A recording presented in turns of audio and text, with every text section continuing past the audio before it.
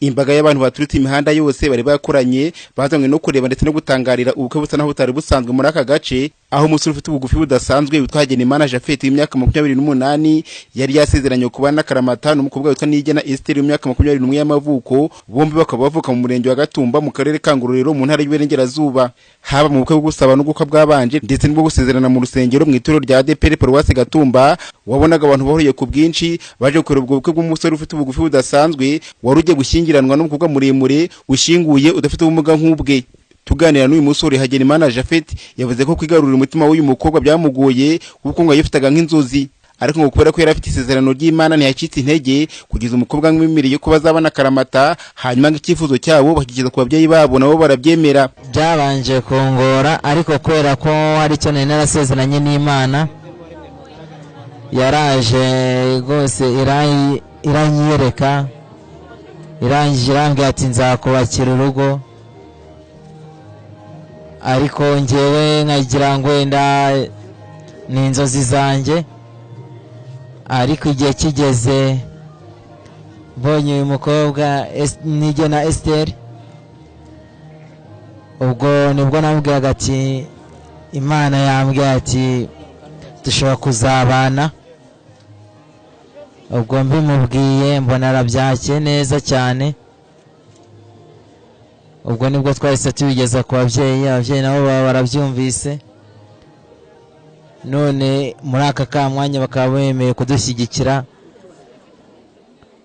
bakaba bamaye umugeni, nkaba namwakiye. Uyu mugeni Nigena Esther nawe aravuga ko kwemerera uyu musore ko bazabana byamutwaye igihe abitekerezaho, ariko ngo nyuma azakubyemera nawe akaba yishimira umunsi w'ubukwe bwabo.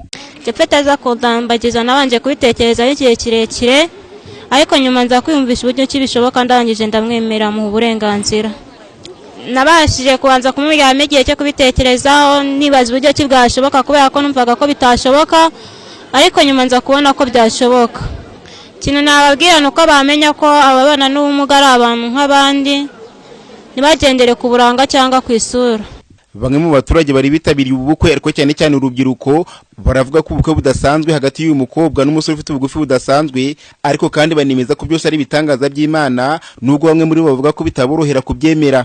Cyantangaje cyane muri byose nuko nabonye Japhet ukuntu yasezeranye imbere y'Imana, ariko mbikana impeta na Nigena Esther. Iyaba uri wowe akadogutira bari kubyemera? Je ntabwo nari kubyemera kubera yuko nabonye ngiye Japhet ari mugufiya abana n'ubumuga kandi ngiye nkaba ndi muremure. Ntahamwaye kabisa. None kuki wowe utari kumwemera? Je ntabwo nari kumwemera kuko ari mugufiya cyane. Namushimye ko yabaye intwara akamwemera, ariko ikizima ni ugukunda, umutima ni ukunda. Ariko wowe ntibari kubyemera? Ntabwo nari kubyemera. Uwo numva nzashaka uko azaba ameze kose, ariko yubaha Imana nawe, ariko atari mugufiya atabana n'ubumuga. Sinabona uburyo nabisobanura ni guki byandenze cyane. Imana yagize guca ikupa umutima we ku bandi basobanutse, ihwerekeza kuri Japhet. Ku bantu ntibishoboka, ariko ku Mana birashoboka, kubera ko ku bantu nabo twajyaga twereka tukabwira ati Japhet afite sheri, baravuga ngo ntago bishoboka, ngo ntago yabona umukobwa wamwemera, ariko ku Mana, Imana yo buri yari ibizi ko bigomba gushoboka.